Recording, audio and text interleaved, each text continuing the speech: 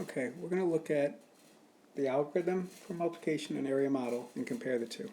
So if I had 32 groups of 124, that's technically telling you you have 124 times 32. So let's think about this. 4 times 2 is 8, 2 times 2 is 4, 2 times 1, which is 2 times 100, is 200. So you have 248. Now, this 3 is a 30. 30 times 4, well right now we're dealing with the tens place. 30 times 4 is 120.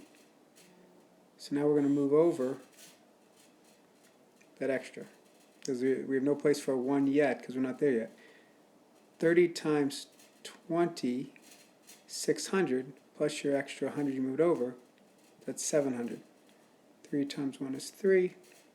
When we add these all up, we're left with 8, 6, 9, 3. Now here's the neat thing is, let's look at this in area model.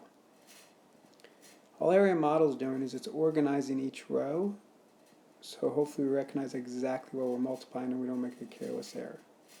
So you have your 124, which is 100 plus 20 plus 4. You have your 32. Now, 30 times 100 is 3,000.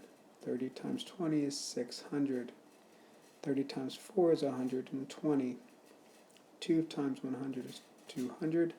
2 times 20 is 40. 2 times 4 is 8. Well, let's go back and look at something for a second. In this problem, we did 124 times 2. We got 248. Well, go figure. In this problem, we did 124 times 2. We also got 248. When we did 30 times 124, we got 3,720. We did 30 times 124, we got 3,720.